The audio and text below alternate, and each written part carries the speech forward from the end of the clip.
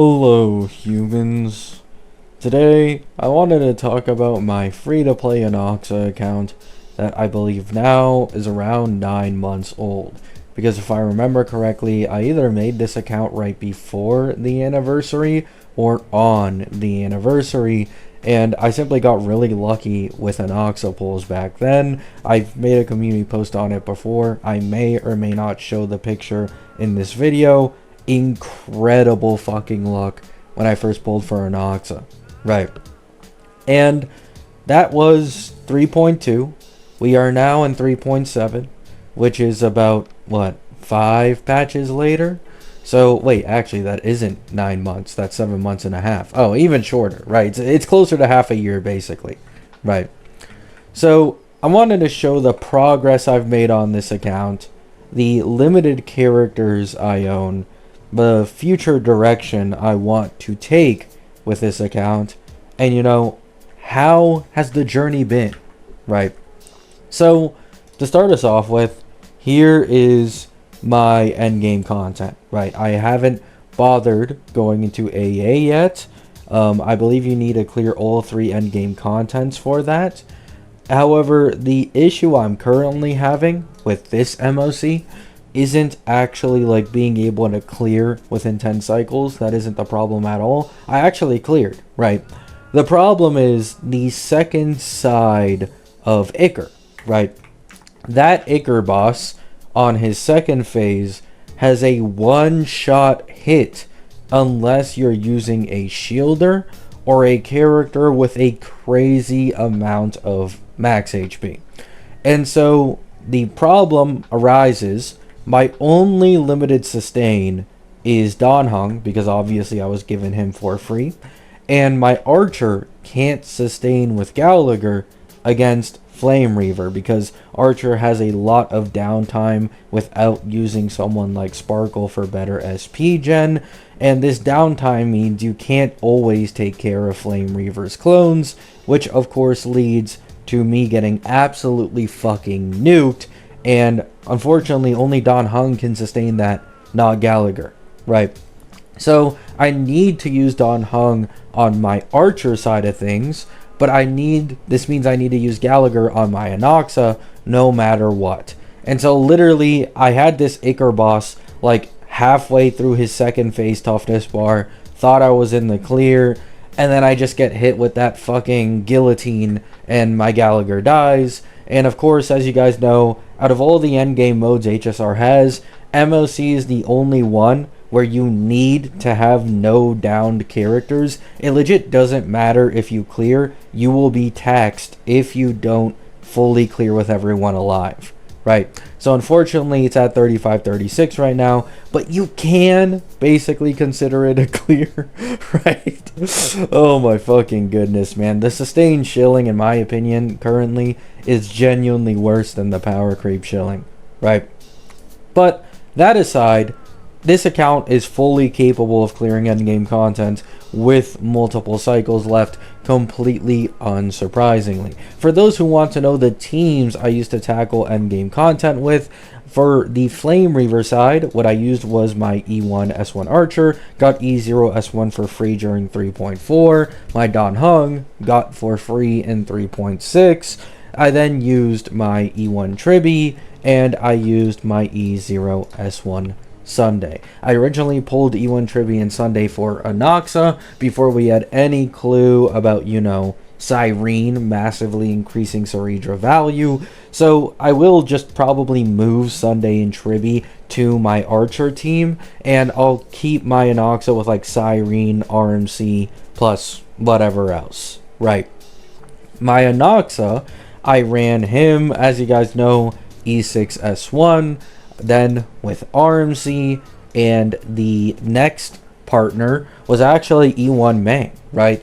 Because I've now gotten 2 golden tokens on this account since I started it during the Annie, of course the no-brainer is E1 May, and because Iker is a boss that, well, you want to break him as quick as possible to really get good damage off, it's a no-brainer why I'd use May with my Anoxa, considering right now I don't have Cyrene yet. And then of course, paired with Gallagher, who just completely fucking died on me. Right. So that's the teams I've been using. That's the progression in the end game content. I will probably do like 1 3-star in AA quickly with my Anoxa account so I can get more self-modeling resin. I'm currently sitting on 9 self-modeling resin on this account, and as well one of these randomized dices, right? So yeah, I mean, genuinely, for about 7 months and a half of account progression, this account has vastly exceeded what it was originally expected to do, and that is mostly due to luck. I will not, try to say, oh my god, this is all skill related. Not at all. At the end of the day, this is a gacha game. This is the luckiest account I've ever had in the history of me playing any gacha game ever, right? And this isn't any type of over exaggeration. If you were to look at my pull history on this account, I am in the top 1% for obtaining 5 stars, right? That is a very, very, privileged, place to be and luck to have in a gacha game like this, because buying currency in this game is so goddamn expensive that, technically speaking, even though I'm free to play, someone who, let's say, has dropped $500 on the game and started at the same time as me with average luck would probably actually have still less limiteds than I do. Yeah, so this is why in gacha, I really think there's no issue with being light spender, because some free-to-play just get so goddamn fucking lucky that they vastly supersede light spenders and even sometimes dolphins, right? The next goal for this account, obviously, is Cyrene.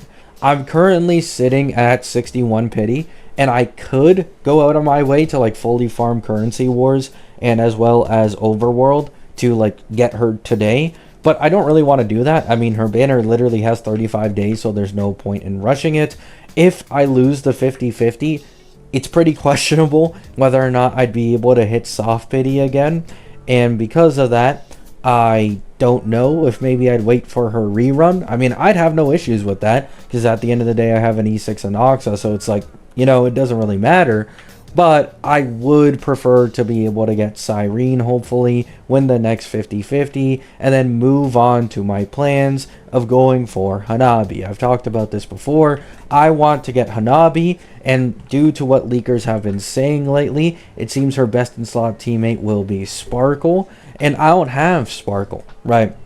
So it's likely Sparkle would rerun with Hanabi, and in this case scenario, I would like to have enough pulls for that. So if I do win the 50-50 for Cyrene, I already went out of my way to crunch the numbers, I will have enough pulls to almost fully guarantee, even with the worst luck possible, getting Sparkle and as well as Hanabi in 4.0, which is just a very, very huge boon that I would love, and this would make my third team, which means I can now completely tackle Anomaly Arbitration without any bullshit. I'd have one Archer team, one Anoxa team, and then one Hanabi team. Of course, I'd probably need to look into buying a new sustain. Hopefully they release a sustain in somewhere like 4.1 or 4.2, so I can delve into that for my new third team.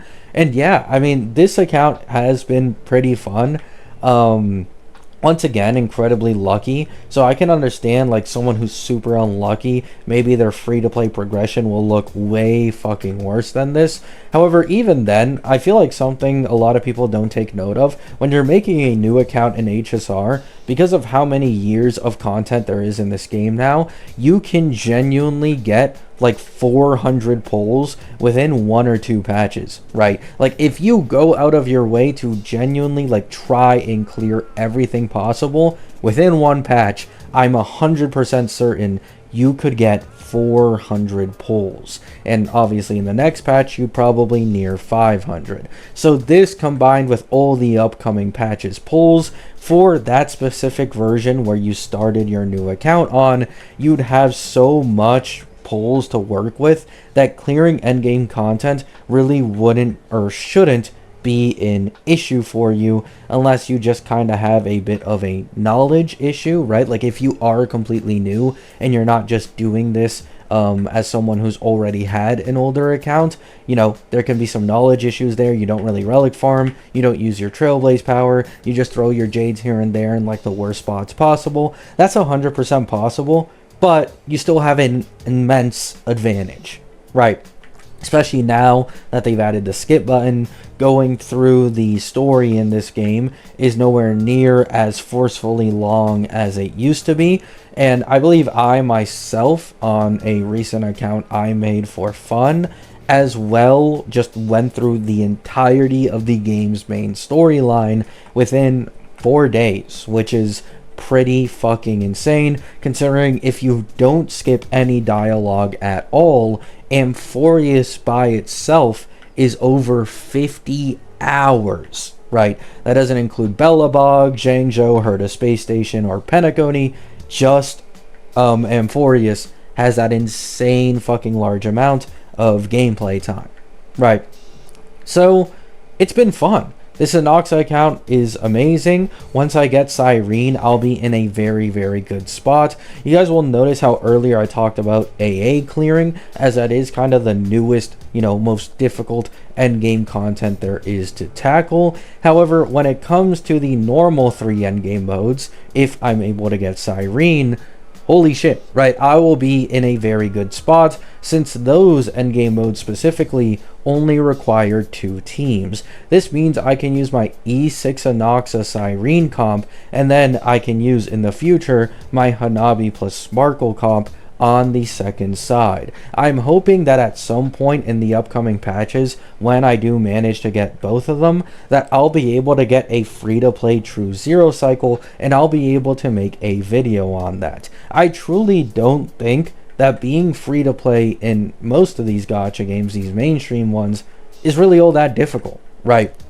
It really isn't all that difficult in my opinion. And although yes, I have an E6 Anoxa, it's exactly the reason why I have an E6 Anoxa that I believe it proves free-to-play should be completely fine in clearing endgame content. E6 Anoxa isn't some like godly, you know, vertical investment pool that just changes everything. No, it's a really, really bad idea. I only did it because this account was specifically made to be an Anoxa account. If I hadn't gone for E6 and Anoxa and instead had gone for an E0 Anoxa plus 1 or 2 other Chrysos Air teams, my ability to clear endgame content and anomaly arbitration would have been sped up significantly quicker. Or even if I just went into one other Chrysos Air team with vertical investment, like let's say Cassie or Phaenons, that also would have benefited my account just way fucking more than going for an E6 Anoxa, right? So my, you know, advice to completely new players in this game is don't really consider vertical investment yet. Only consider vertical investment when you've already gotten enough teams to the point where you feel you can confidently clear endgame content with. Once you reach that point, it's like, yeah, maybe now you can consider vertical investment, considering how strong it is for some characters, namely like Phaenon and Evernight. However, otherwise, would not recommend it. So that's all I have to say for this video. 7 months and a half later with this account, that's my end game progression. Those are the limited units I own, and that's all I've been able to accomplish. I've had a lot of fun with this account, truthfully. The amount of self-modeling resin I have right now is being completely stacked for either Cyrene or Sparkle and Hanabi, so I can be immediately ready for that. And my new goal is in the future to get a free-to-play True Zero cycle with my Anoxa and then my Hanabi Sparkle team. Love you all. Hope you have a great day. Hope you have a great night. Peace out.